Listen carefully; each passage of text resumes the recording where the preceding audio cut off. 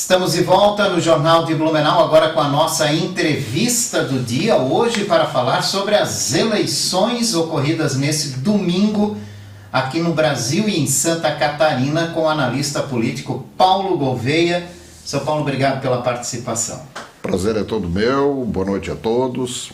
Principalmente o desempenho de Blumenau nessas eleições, que havia uma expectativa muito grande por melhoria da representatividade. Blumenau volta a ter representantes em Brasília a partir do ano que vem, 2 representantes, que é muito bom para a cidade e para a região, e aumentou a representatividade na LESC com 1 deputado a mais. Que análise o senhor faz desse desempenho da cidade? Dos candidatos da cidade? Nós comentamos aqui a última vez que conversamos sobre esse assunto, que realmente havia uma grande expectativa em Blumenau e que nessa eleição eu até emiti uma opinião talvez controversa de que o eleitor daqui devia se preocupar mais com a eleição para a Assembleia e para a Câmara Federal do que propriamente para o governo do Estado, coisa assim que dificilmente nós teríamos a possibilidade de emplacar um governador e nem tínhamos candidato ao Senado. Então, aconteceu o fenômeno, né, bem ou mal, com a maior ou menor participação dos eleitores de Blumenau, mas o fato é que aconteceu. Nós conseguimos sair de 0 na representação federal para 2 federais, a Ana Paula, com o Jastaste e o Ismael dos Santos, e pelas minhas contas nós dobramos. Nós tínhamos 2 estaduais. 3. Que era o terceiro. Tinha o Nats e Ismael e o Alba, claro. O Alba... Que não conseguiu chegar à Câmara Federal. Claro. Tinha o Alba, tinha o Ismael e... O Ivan Nats. Tinha o Ivan Nats. Tem razão. E agora elegemos 4, porque o Nats se reelegeu e entrou o Napoleão, o Marcos da Rosa e o Egídio Ferrari. Agora, o que explica fenômenos como, por exemplo, né, a votação do Ismael da Ana Paula, que são exemplos que ganharam mais de 100 mil votos, mas uma votação não tão proporcional na cidade deles, que é Blumenau, né? O Ismael não fez 20 mil, a Ana Paula fez pouco mais de 20 mil votos. E aqui, votações expressivas para gente de fora, como Ana Campagnolo, que fez mais de 20 mil votos. Zé Trovão catou muitos votos em Blumenau. Quer dizer, e os nossos candidatos tiveram que buscar uma base fora para conseguir se eleger. Infelizmente tiveram. E ainda bem que tiveram. Ainda bem, tiveram essa base fora. Porque, na verdade, o histórico de eleições, né, uma sequência de eleições anteriores, já demonstrava esse fato, que candidatos como o Ismael dos Santos, ele nunca fez uma votação grande, nunca. Todas as vezes se elegia sempre para deputado estadual, mas com pequena votação aqui e uma grande votação no Estado. Porque ele concorre não pelo voto popular, digamos, propriamente dito, né? Ele nem faz uma campanha muito aberta aqui na cidade. Ele tem o apoio sólido, né, da organização da sua igreja e que é muito eficaz na entrega dos votos. Então, assim se elege ele. A família Lima, como um conjunto, vinha perdendo votação aqui. E a prova evidente é que o Décio Lima, o único da cidade, correndo a governador do estado, fez aqui menos da metade, pouco mais de 1/3 dos votos que o Jorginho Melo fez aqui dentro de Blumenau. Jorginho Melo e Blumenau não tem nada uma coisa a ver com a outra, né? É lá do oeste, a sua base. No entanto, fez aqui quase 3 vezes mais do que fez o Décio Lima. Isso. Então não são políticos aqui com um vínculo muito forte com a cidade. Isso é que explica... Ou a cidade não tem um vínculo muito forte com eles. Né? A gente não sabe. Mas, seu Paulo, isso mostra que a onda pode não ser tão alta, tão forte, mas continuou. Continuou. A onda... Eu acho que a onda foi fortíssima.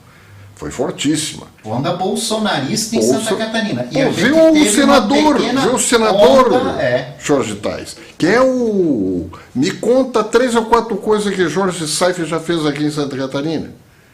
Perguntar aqui para os 90 mil eleitores de Blumenau que votaram nele para senador, 91 mil votaram aqui nele para senador, perguntar quem é, te garanto que 99% não sabe quem é. Exato. Agora, tinha o número 22, que era o número do Bolsonaro. Isso bastava. Ter o número do Bolsonaro aqui em Santa Catarina, nessa eleição, e ainda mais pegou uma carona na moto dele, como o Saif pegou, é o que basta para o eleitor.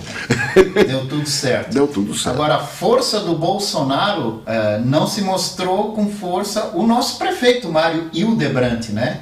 Que botou de carona na moto, foi para o semáforo, distribuiu santinho, nas redes sociais, o governo esteve envolvido nessa eleição com os candidatos indicados pelo prefeito. Aí a gente está falando da reeleição do Moisés, que aqui em Blumenau fez baixa votação, do André Espezin, que era o grande candidato do prefeito. Fez em Blumenau 9.000 e... baixa votação. Menos de 10. Ou seja, o prefeito não conseguiu transferir em votos, né, a votação que ele teve do ano da última eleição municipal. Quer dizer, 2 anos, aquela força toda ele não conseguiu passar para frente. Fica um recado para daqui para as eleições municipais, São Paulo? Eu acho que fica um alerta muito forte para ele, né, de que ele ou os seus métodos de fazer política estão sendo ineficazes,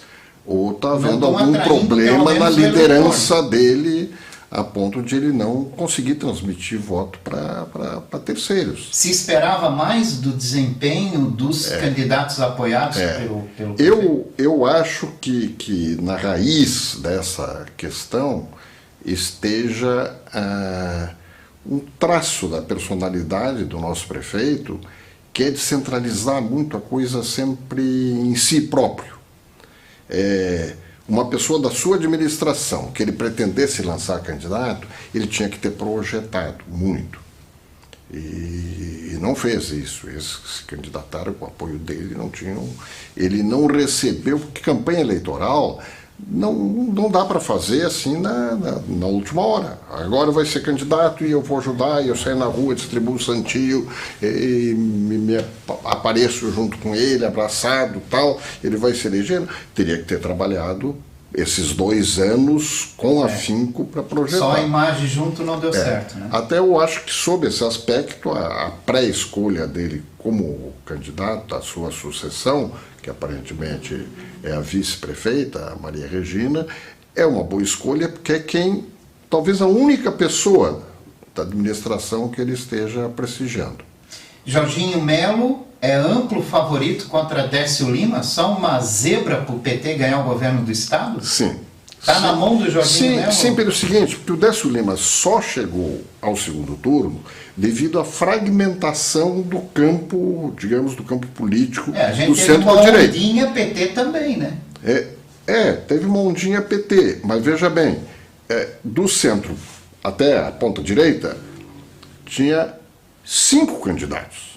Tinha o próprio Jorginho Melo, o Carlos Moisés, o Jean Loureiro, o Espiridião Amin e o Odair Tramontim. 5. Nenhum deles vai... Todos dividindo os mesmos votos. E apoiando do lado esquerdo, só um. Agora, esse que foi o fator maravilhoso para o Décio no primeiro turno, é um horror para o Décio no segundo turno, porque esses 5...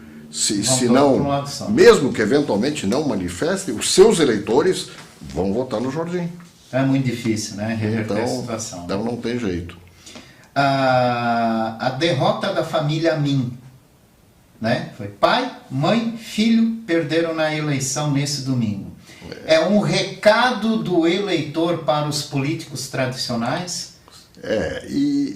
Essa questão de família no poder, essas dinastias, assim, eu acho que o Espiridião até eu pessoalmente eu culpo ele, já que ele foi o último a entrar no jogo, foi o quinto colocado, ele foi o fator que permitiu o Décio chegar ao segundo turno. Quer dizer, eu acho que o Esperidião fora, o Moisés, ou o Jean Jean Loureiro, alguém um desses passaria. que herdaria os votos, chegaria ao segundo turno e não o Décio. E, além disso, acho que ele foi o responsável pela não eleição, talvez até injusta, da Ângela, que era uma boa deputada, do João Amin, que também era um bom deputado. Por que eles não se elegeram? Pelo excesso de amins. Né? Na eleição era amin demais. Numa mesma eleição, ter três, né? E isso se sucede. Então... Mas queria voltar, eu falei assim da pouca ligação dos nossos deputados federais eleitos aqui, mas é bom registrar que os estaduais, por exemplo, Napoleão Bernardes, o Ivan Nats, são autênticas lideranças aqui de Blumenau, com votação expressiva aqui, e muito vinculados à cidade. E eu não sei bem o Egídio Ferrari, eu conheço menos, mas também acho que pode se tornar. E, com certeza, o Marquinhos da Rosa também, que saiu da Câmara de Vereadores, é uma autêntica liderança local. Embora a maior parte da sua votação também se deva à sua organização, né, religiosa e mais espalhada, mas é um político muito vinculado à cidade.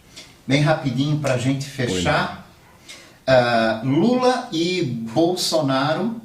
Caso Lula vença, ele vai ter uma oposição ferrenha, tanto na Câmara dos Deputados como no Senado, pela composição que a gente viu hoje. O PL deu um show aí, assumiu as lideranças. Os governadores também, que o Lula queria fazer a base da sua administração.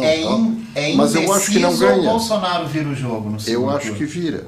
Eu acho que vira, até porque o Lula cometeu um erro muito grave, que criou uma tremenda reversão de expectativa, com a ideia de que ele ia ganhar no primeiro turno, e falando que ia ganhar no primeiro turno tal, e assim com a convicção interna deles. A ideia era criar a onda do acabar logo. Isto. E aí o que deu? Deu com os burros na água. Eles contavam, por exemplo, com uma vitória estrondosa em São Paulo do Haddad, e também deu no que deu, né? Saiu o Tarcísio Freitas lá em primeiro lugar e não o Haddad. Então, tudo isso embaralhou muito e eu acho que fragilizou a candidatura, e quem agora está assim, com mais fogo nas ventas, assim, que sai com mais entusiasmo para a campanha, é o pessoal do Bolsonaro. Vamos esperar dia 30 para ver, né? Esperar. Obrigado pela participação do senhor. Prazer foi todo meu. Alegria.